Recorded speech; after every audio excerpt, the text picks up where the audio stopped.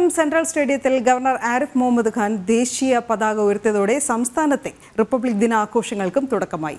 വിവിധ സേനാ വിഭാഗങ്ങളുടെയും അശ്വാരൂഢ സേന, NCC, scout and guides, SPC കേഡറ്റുകൾ തുടങ്ങിയ വിഭാഗങ്ങളുടെയും അഭിവാദ്യം ഗവർണർ സ്വീകരിച്ചു. തൊട്ടടുത്തിരുന്നിട്ടും പരസ്പരം നോക്കാതെ ഗവർണറും മുഖ്യമന്ത്രിയും മടങ്ങി.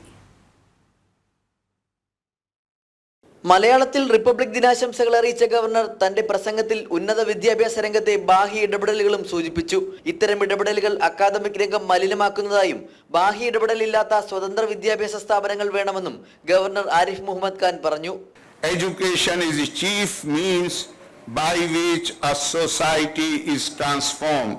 It is only effective method to purge our minds of old prejudices and orient us against the trivialities of life. For this, we need institutions of higher education which are truly autonomous and free from any outside interference that leads the youth to engage in activities which pollute the academic environment.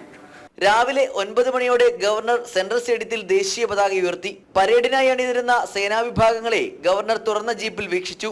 തുടർന്ന് parade commander, squadron leader Saif Farooq നയിച്ച പരേഡിനെ governor അഭിവാദ്യം ചെയ്തു. Captain Pradeep Kumar അടുത്തതായി ബഹുമാനപ്പെട്ട ഗവർണർക്ക് അഭിവാദനം അർപ്പിച്ച് കടന്നുപോയിക്കൊണ്ടിരിക്കുന്നത് ഭാരതീയ കരസേനയുടെ യൂണിറ്റ് 23 മറാത്ത ലൈറ്റ് ഇൻഫൻട്രിയുടെ സ്പെഷ്യൽ പോലീസിന്റെയും കേരള ആംഡ് പോലീസ് 1, 3, 4 ബറ്റാലിയനുകളുടെയും ബ്രാസ് ബാൻഡ് വിഭാഗങ്ങളാണ്. ഇപ്പോൾ ബഹുമാനപ്പെട്ട ഗവർണർക്ക് കേന്ദ്ര സർക്കാരിന്റെ വികസന നേട്ടങ്ങൾ എടുത്തു പറഞ്ഞുകൊണ്ടായിരുന്നു ഗവർണറുടെ റിപ്പബ്ലിക് ദിന സന്ദേശം.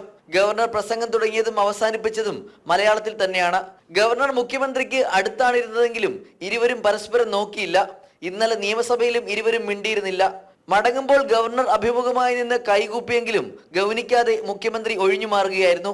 നിയമസഭയിൽ സ്പീക്കർ പതാക ഉയർത്തിയും തിരുവനന്തപുരം PMGയിലെ യുദ്ധസ്മാരകത്തിൽ സൈനിക കൂട്ടായ്മയായ അനന്തപുരി സോൾജിയേഴ്സ് പുഷ്പചക്രം അർപ്പിച്ചും റിപ്പബ്ലിക് ദിനാഘോഷത്തിൽ പങ്കുചേർന്നു.